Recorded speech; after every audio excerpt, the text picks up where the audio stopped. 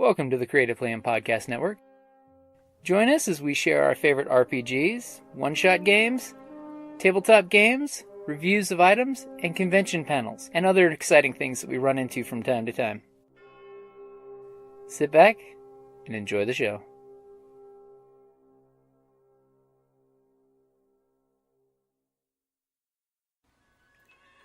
Hi, this is Kelly, aka Trixie from Ragnarok and Roll, a Scion to Ragnarok story, and Tilda Wimblewick from D&D Journey of the 5th Edition.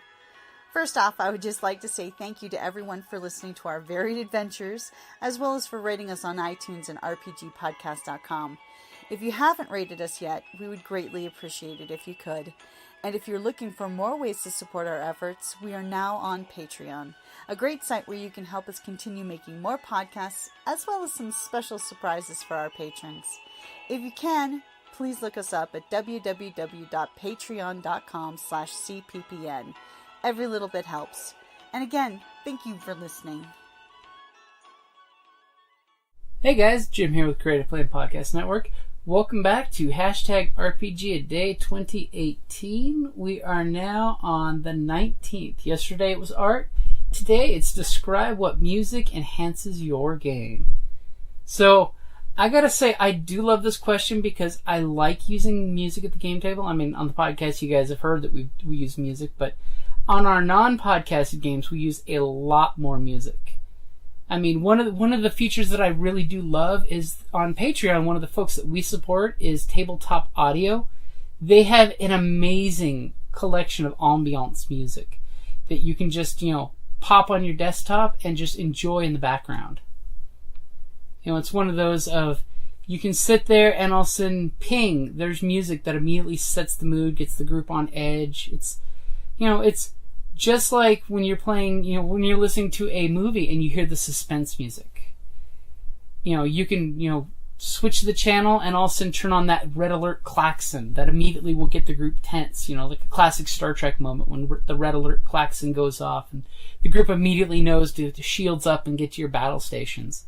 Or all of a sudden you'll be running, some suspense, party music, and then all of a sudden change the channel to something slightly different. Music is definitely something that in our earlier games we used to make playlists where each character would they'd find a theme song, and that was one of the tricks that I was using to get players into their characters' heads. Was what's your character's theme song? We all know those classic movie characters that when you see them you sense their theme song in the background. When you see that heroic pose they're walking up and you're just bad to the bone, da da da da. Some kind of theme song that just presents your character. And what we did was we basically had every character pick, their song. Then I picked an equal amount of filler songs, and then we made a playlist out of it. And in game, whenever your theme song came up, that was kind of you get the little +1 moment during that theme song because it's your song. And if you get a chance, definitely check out Tabletop Audio, because he has a ton of content that he's made for folks of just ambient music. For a lot of the Star Wars and things like that, I love his starship sounds because he has literally a soundboard that you can fill in with multiple items all at once. So you can have the whooshing sound of the engines followed by the whoosh, whoosh, whoosh, whoosh of doors opening up, and you can actually literally play with it almost like a sound mixer on the table, which is nice, as long as you just don't get too distracted as a game master, because that does happen sometimes. And I know there's a ton of great sources for audio and things out there, but definitely my number one recommendation is definitely check out Tabletop Audio, because it's one of those and it's pretty much, he puts it out there for everybody, which I love. It's one of those of, even if you don't support him on Patreon, you can use it. And the nice thing is when he does his music, it's usually 10-minute tracks, so that way he can pop it out there and the track just keeps running on a loop, which is really cool. So that way it becomes hands-free for the GM, or you can have a player take care of it for you, which is really nice. So have your players pick theme songs, which is great, and bad guy theme songs is great too. I mean, if you pick some kind of just a orchestra along the lines of like Star Wars, you know, the impactfulness of the dun dun dun dun dun dun dun dun dun dun dun dun dun dun dun, and immediately you know Vader's popping on scene because it's his theme song. You know, so that's one of those of definitely think of adding music to your games. I mean, I wish on the podcast copyright laws would let me do a little more. But if you're not recording your shows for folks, do more music. I mean, play theme songs to let them know when they go to the Elven Forest. The twinkly... You can find copyright-free music, you know, of the twinkly foresty sounds, because immediately the group will get into the chirping birds and the squirrels, and then all of a sudden, if you go to dead silence, their senses will perk, and they'll immediately expect, okay, shit's about to go bad, you know. We know that it went from crazy ambient sounds to all of a sudden dead silence. Or if you can get sound clips like a dragon flying, the whoosh whoosh of the wings. Even if you use the music from MMOs like World of Warcraft. I've got a great soundtrack from Robotech Shadow Chronicles that I use that one for a lot of our space opera stuff. So that way you can get just the twinky, cool anime sound to help get the groups into the mood. Because music really does help set the mood. And besides, music can really bring your players to the right place to pull them out of their day and into their characters. So definitely be willing to use music at your gaming table, and definitely check out Tabletop Audio. If I can say anything about it, is he's a great guy. He's offering great amounts of things for pretty much free, and you will fall in love with the Tabletop Audio when you play with it.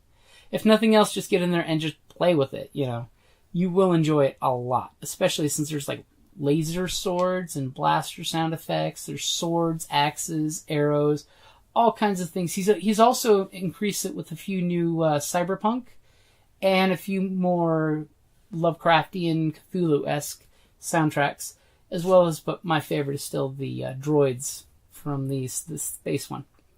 So definitely use music for your players.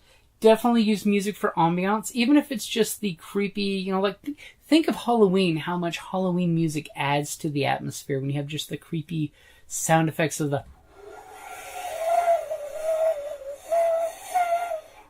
wind and the clacking of the doors. I mean, I was having a conversation with somebody about Resident Evil games. The way that their sound so enhances the mood, like the squeaking gates and the squeaking doors, you know, it's... Definitely use music. It's a great tool. Every GM needs more tools in the toolbox. And if you're a player, ask your GM if you can do music if they don't. You know, make sure it's not distracting or too high volume, but music is a great thing, and it's a great inspiration. I mean, just look at, like, Abney Park. They're a musical band that their RPG is based on their songs, because every one of their songs is a story. So... That's just a few things that I can say about music. I could probably go on and on, especially if I had the rest of the group here. But they're out of town this week, so it's going to be a fun week where the GM is all alone. I guess I get to play a little World of Warcraft, a little Warframe, a little Neverwinter on PlayStation. By the way, check out our Twitter channel. It's twitter.tv/creativeplayandpodcast. And we want to do some live streaming RPGs, but is that something you guys are interested in? So let me know. Because I would definitely love to do some online games on Roll20 and then put it on the Twitch channel if folks are interested. So let me know. Alrighty, guys. Like always, thank you for listening.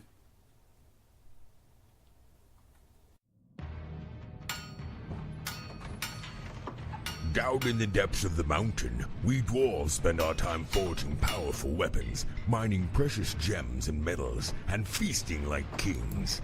But after a day of digging for the next Arkenstone, this dwarf likes to come home to a package full of loot. Dungeon Crate is a monthly subscription box service forged specifically for RPG and tabletop gamers. Miniatures, dice, tokens, coins, maps, modules, terrain pieces, handcrafted items, RPG jewelry, and more are yours for only a few gold per month. You even get a digital crate along with a physical one as an added bonus. So are you brave enough to reward yourself with a dungeon crate? By Morden's beard, I hope so. DungeonCrate.com. Let the adventure begin.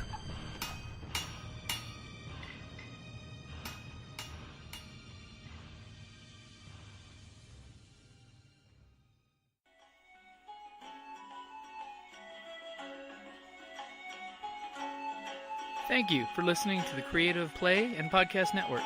And feel free to enjoy our other shows, such as D&D Journey of the 5th Edition and Scion Ragnarok and Roll, a Scion hero to Ragnarok story. Thank you for listening.